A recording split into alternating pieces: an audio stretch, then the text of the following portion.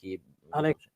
من اصلا اومدم به راجع موضوع نه، بلکه از موضوع برنتر در یک موضوع دیگر صحبت کنیم. یک اخبار نخست برای ما رسید از ترکیه و خواستم همین به شما و بینندگان برسانم و ان شاء الله امیدوارم که از هر طریقی که باشه یک معلومات پیدا کنیم. در تاریخ همین امروز یعنی 23 ماه فوریه 2024 از صبح امروز نماینده حرکت سیاسی گروه 24 نسیم جان شریفوف متاسفانه ناپدید شده است و تا الان در یگان زنگ‌های تلفن جواب نمیدهد. تقریبا صبح امروز به شهر استانبول آمده بود و تا هنوز در هیچ جای خبری نیست و حتی در تلفن‌های جواب نمیدهد.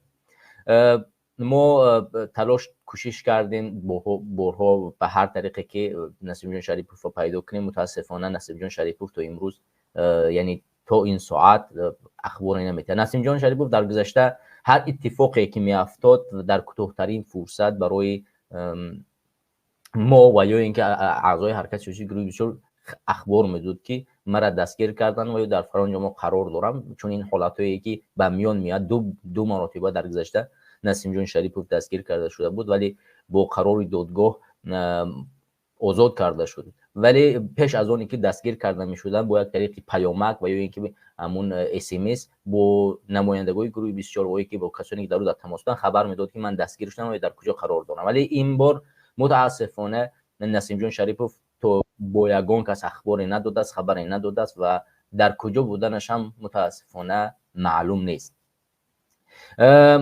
ما تخمین میزنیم که واقعهایی که در ترکیه ماه اخیر با شهروندان تاجیکستان رخ داده است همین طوری که اخبار نشر شد در فرودگاه استانبول 10 تاجیکستانی دستگیر شدن و 10 دیگه‌اش با این سیاستی که این حال در ترکیه وجود دارد یا اینکه زندان شدن یا اینکه با تاجیکستان دفاع شدن، امکان داره که در همین سیاست‌ها و در همین واقعه‌ها در کجای دستگیر شده باشد و یا اینکه در همون واقعی که یا اینکه ناپدید گشته باشه یا که دزدیده باشن.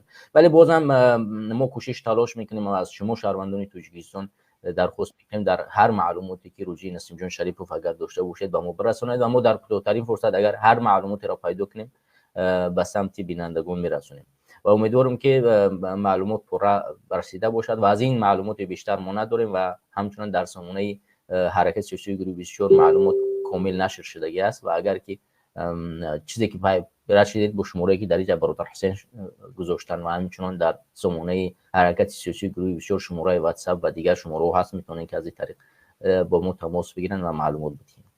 این بود کوتاه‌ترین اخبار برادر حسین، وقت نمیگیرم، فقط خواستم میره به سمت برادران و بینندگان برسانم. سلامت باشی برادر. زنده باشی. زنده